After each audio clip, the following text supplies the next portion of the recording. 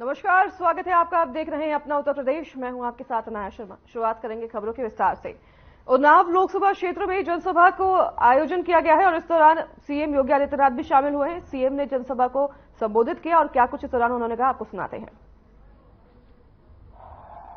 भारत माता की, भारत माता की, भारत माता की। जगत जननी मां भगवती चंद्रिका देवी की, जगत जननी मां भगवती चंद्रिका देवी की। वंदे वंदे वंदे।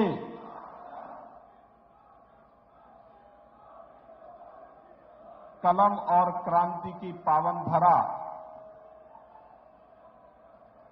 मां गंगा का आशीर्वाद जिस पावन धरती को निरंतर प्राप्त होता है, ऐसी पावन धरा को, जिस पावन धरा ने अमर शहीद चंद्रशेखर आजाद, राव राम बख्श सिंह जी, श्री चंद्रिका बख्श सिंह से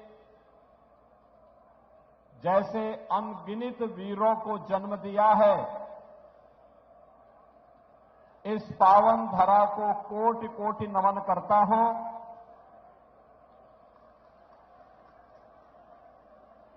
ये उन्नाव की ही धरती है जहां सूर्यकांत त्रिपाठी निराला, पंडित प्रताप नारायण मिश्रा, श्री गया प्रसाद शुक्ल, आचार्य नंद दुलारे वाजपेयी, शिवमंगल सिंह सुमन और हृदय नारायण दीक्षित जैसे महान साहित्यकार पैदा हुए हैं। इस पावन धरा को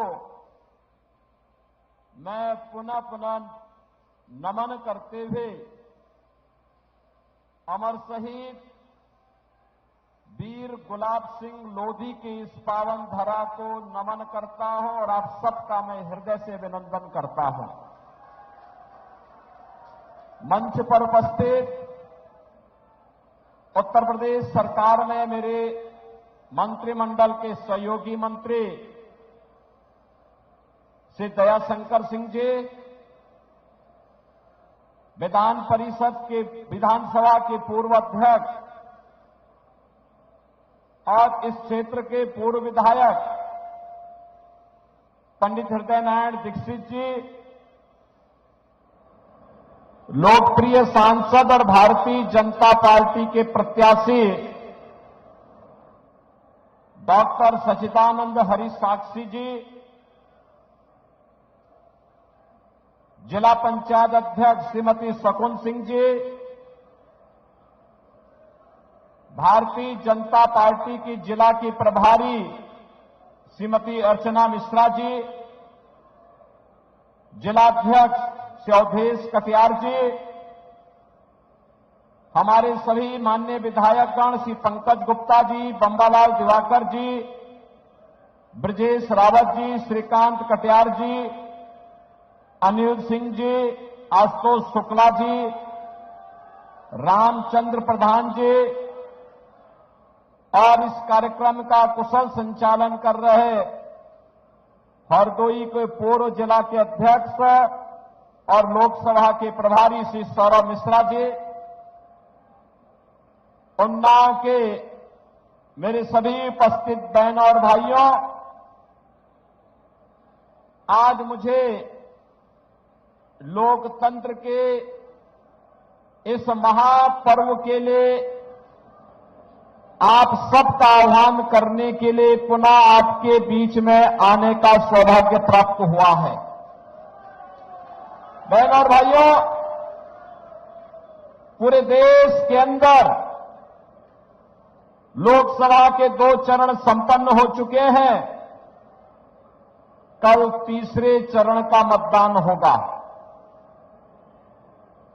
अब तक के 2 चरण 191 सीटों पर चुनाव हुए हैं और देश के अंदर जो रुझान है वे रुझान बताते हैं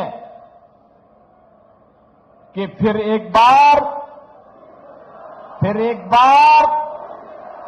मोदी सरकार। लोग जहां कहीं भी जाओ एक ही बात कहते हैं, मोदी सरकार लाने के लिए लोगों के मन में एक नई उत्सुकता है और ये अचानक नहीं है। बहनों और भाइयों, पिछले 10 वर्ष के अंदर भारत में जो परिवर्तन करके मोदी जी ने दिखाया है, इसके प्रति आम जनमानस के मन में एक सम्मान और श्रद्धा का भाव है और हर व्यक्ति चाहता है कि मोदी जी तीसरी बार देश के प्रधानमंत्री बने। बहनों और भाइयों, देश के अंदर भारत का वैश्विक मंच पर सम्मान दिलाने का मामला हो या देश की सीमाओं को सुरक्षित करने का,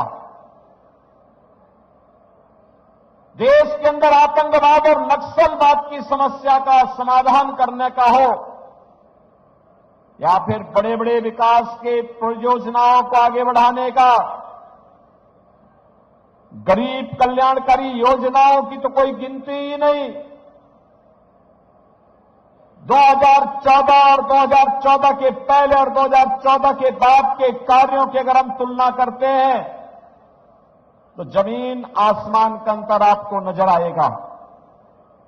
बहनों और भाइयों, याद करिए 2014 के पहले गरीब भूख से मरता था, कोई पुरसा हाल नहीं था।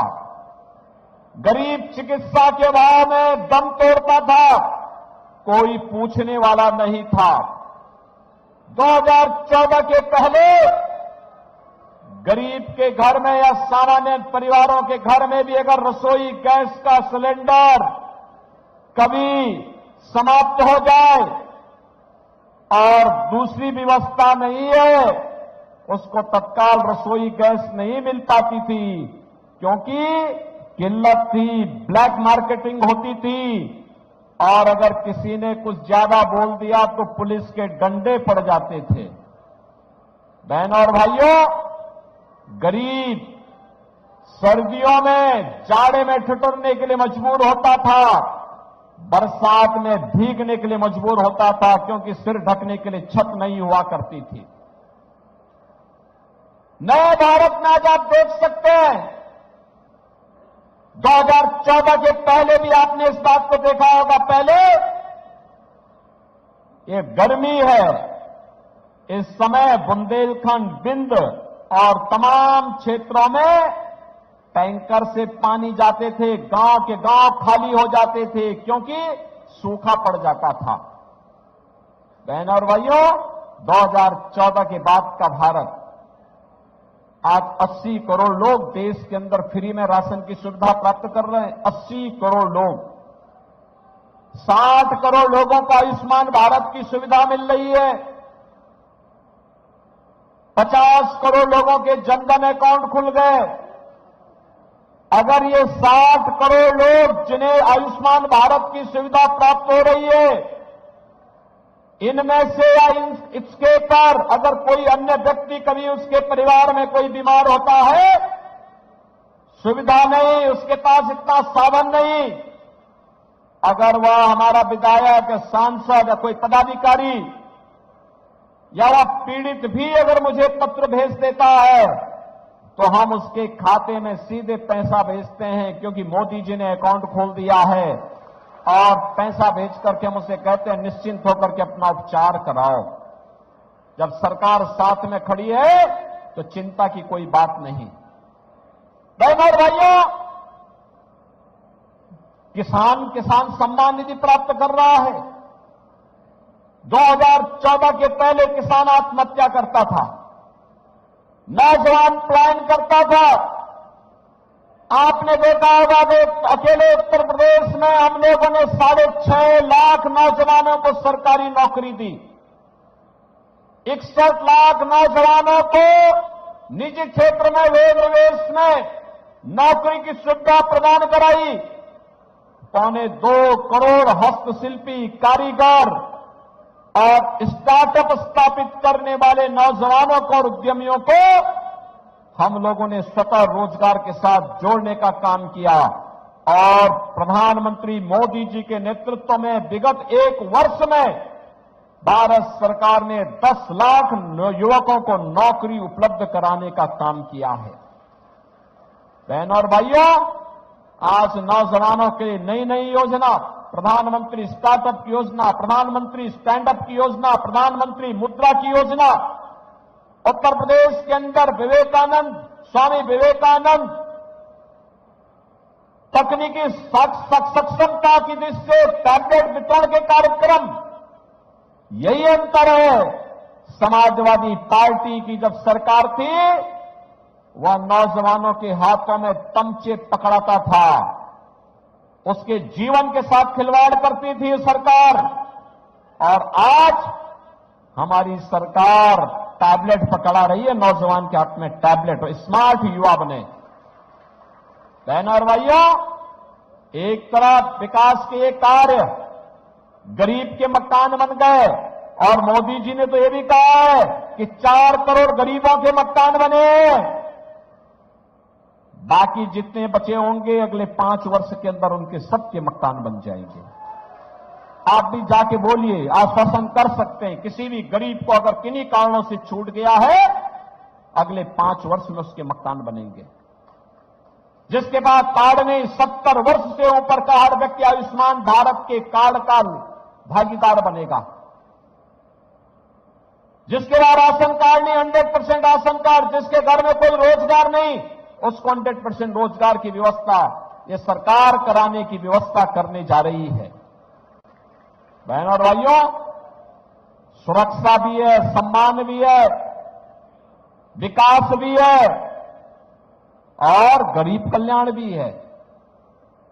आतंकवाद का सामना कैसे होता है और कैसे उसका खात्मा होता है, कश्मीर में धारा 370 समाप्त करके मोदी जी ने बता दिया कि देश के अंदर दृढ़ इच्छा शक्ति के अभाव में पिछली सरकारें नहीं कर पाती थी, मोदी जी ने करके दिखा दिया। डॉक्टर श्यामा प्रसाद मुखर्जी बलिदान हुए थे कश्मीर को लेकर के, तब भारतीय जनसंघ और भारतीय जनता पार्टी का कार्यकर्ता नारा लगाता था, जहां हुए बलिदान मुखर्जी व कश्मीर हमारा है, ये नारे लगते थे।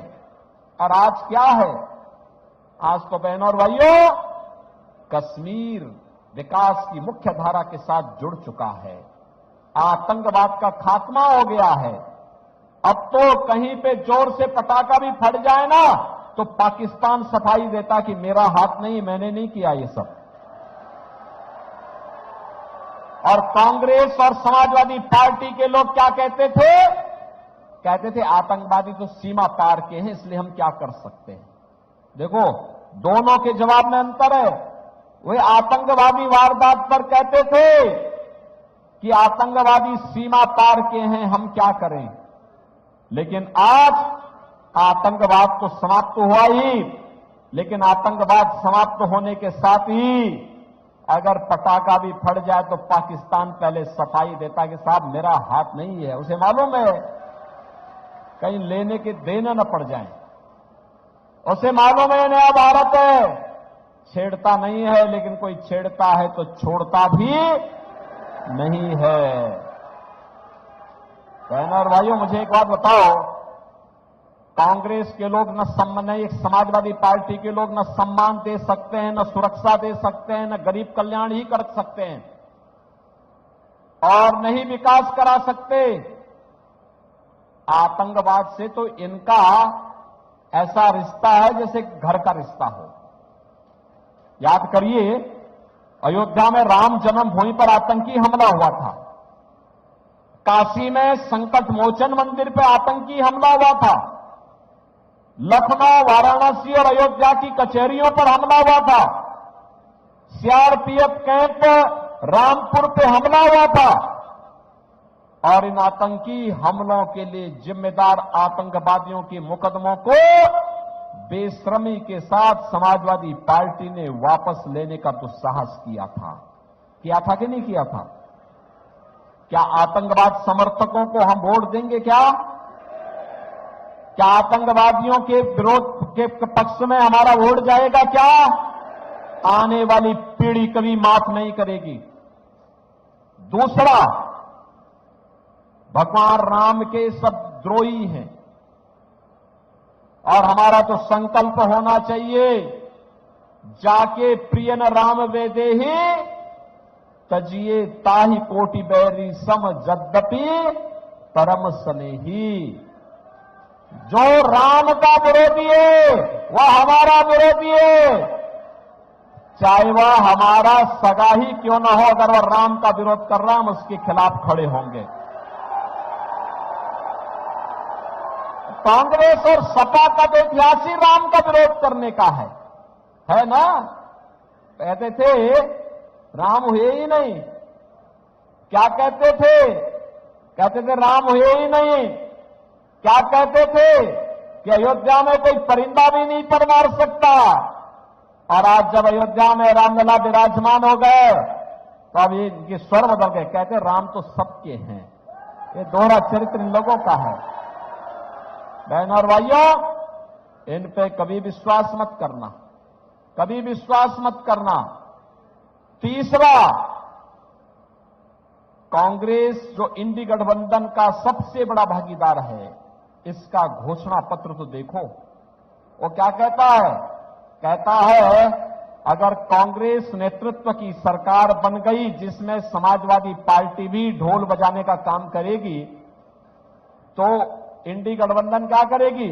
अल्पसंख्यकों की रुचि के अनुसार खान पान की पूरी स्वतंत्रता देगी। बहनों और भाइयों, मैं ये पूछना चाहता हूं, ये अल्पसंख्यकों की रुचि के अनुसार खान पान क्या होता है? अरे सामान्यतः सादी भोजन तो वही है जो बहुसंख्यक खाता है, वही अल्पसंख्यक भी खाता है। केवल एक जगह में फर्क है और वह है इस देश का बहुसंख्यक, इस देश का बड़ी आबादी, इस देश में जन्मी उपासना विधियां गौ मांस का भक्षण नहीं करती हैं, गौ को माता मानती हैं। और कुछ लोग ऐसे हैं जो हिंदुओं को चिढ़ाने के लिए गौ हत्या करते हैं, गौ मांस का भक्षण करते हैं। क्या कांग्रेस गौ मांस को भक्षण करने की छूट देगी क्या? और अपना वोट देके पाप करेंगे क्या इस पाप में भागीदार बनेंगे? तो समझाइए घर घर जाकर के कि कांग्रेस विनाश काले विपरीत बुद्धि, यानी जब व्यक्ति की मृत्यु नजदीक आती है तो कम से कम तब तो वह सुधर जाता है, तब तो वह सद्बुद्धि आती है उसको। और इस बात की सद्बुद्धि आती है कि चलो जीवन भर पाप किया, अब अंतिम समय में कुछ अच्छा काम तो कर लो, लेकिन ये तो जाते जाते भी अपना नरक भी बिगाड़ना चाहती है। और इसलिए बहनों और भाइयों, हम आपसे अपील करने के लिए आए हैं।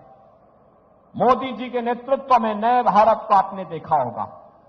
ये नया भारत काशी में काशी विश्वनाथ धाम है, अयोध्या में रामलला विराजमान हो गए हैं। 500 वर्षों के बाद रामलला ने होली भी खेली और अपना जन्मदिन भी मनाया है अयोध्या में। देखा ना आपने कितनी भव्यता के साथ। और विंध्यवासिनी धाम में आप जाएंगे, मां विंध्यवासिनी धाम में भी क्या भव्यता है। यहां पे हम लोग आए थे जब दीक्षित जी यहां विधायक थे, मां चंद्रिका धाम में भी क्या भव्य स्वरूप हो गया है। यही तो पहचान है। मां गंगा की अविरलता निर्मलता को बनाए रखने के लिए नमामि गंगे जैसी परियोजनाएं भी काम कर रही हैं। बहनों और भाइयों, यहां पे सम्मान भी है, सुरक्षा भी है, विरासत का संरक्षण भी है, तो विकास भी है। और इसी के लिए भारतीय जनता पार्टी आई आपके पास। मैं जानता हूं कि आप मोदी जी को फिर से प्रधानमंत्री बनाना चाहते हैं। मैं जानता हूं आप साक्षी जी को फिर से सांसद बनाने के लिए अपना आशीर्वाद देना चाहते हैं। लेकिन बहनों और भाइयों, याद रखना, किसी भी हमें युद्ध के समय में अति आत्मविश्वास से बचना होगा। भीषण गर्मी होगी, 13 मई को इलेक्शन हो रहे होंगे। उस दौरान हम सबका दायित्व क्या बनता है? हमारा दायित्व बनता है कि पहले मतदान, फिर पहले मतदान, तो मतदान करने के लिए पहले जाना। लेकिन मतदान करने के लिए आप तभी जा पाएंगे जब अपने साथ 2 परिवारों को और लेकर के जाएंगे। जाएंगे ना? लेके जाएंगे। दूसरा, आप जितने लोग यहां पर हैं, हो सकता है कि साक्षी जी चुनाव के दौरान घर घर न जा पाए। हो सकता है हमारे विधायकगण चुनाव के दौरान घर घर न जा पाए। हो सकता है हमारे पदाधिकारी चुनाव के दौरान घर घर न जा पाए।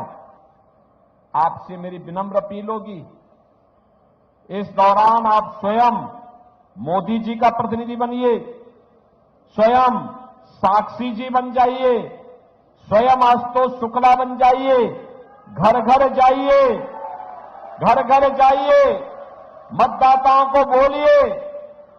ये विकसित भारत की संकल्पना को आगे बढ़ाने का चुनाव है, आत्मनिर्भर भारत के चुनाव है। ये चुनाव आपस में बंटने का नहीं है। अगर मतभेद होंगे, मतभेद बाद में दूर हो जाएंगे, लेकिन देश दुनिया की ताकत बनेगी तो ताकत हम सबकी ताकत होगी, हम सबकी ताकत होगी।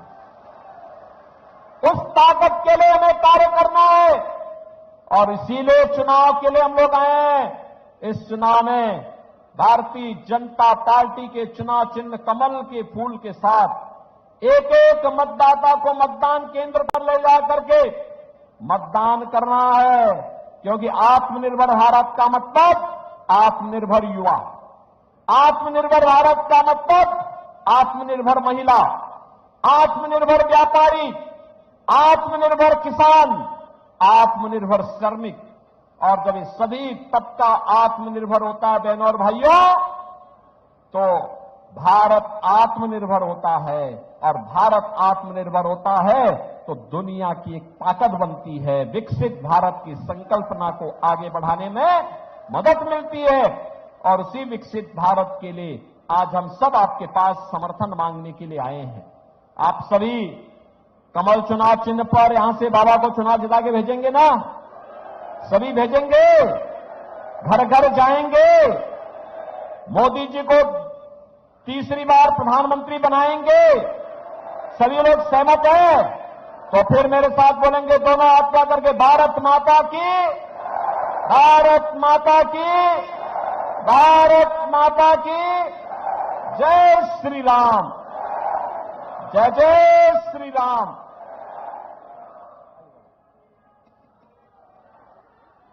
बहुत बहुत धन्यवाद पूज्य योगी आदित्यनाथ जी महाराज जी। तभी आप उन्नाव से मुख्यमंत्री योगी आदित्यनाथ को सुन रहे थे, जिन्होंने मंच से जनसभा को संबोधित किया और इस दौरान उन्होंने अपनी सरकार की उपलब्धियां गिनाई। तो वहीं उन्होंने विपक्ष सरकार पर जमकर निशाना भी साधा।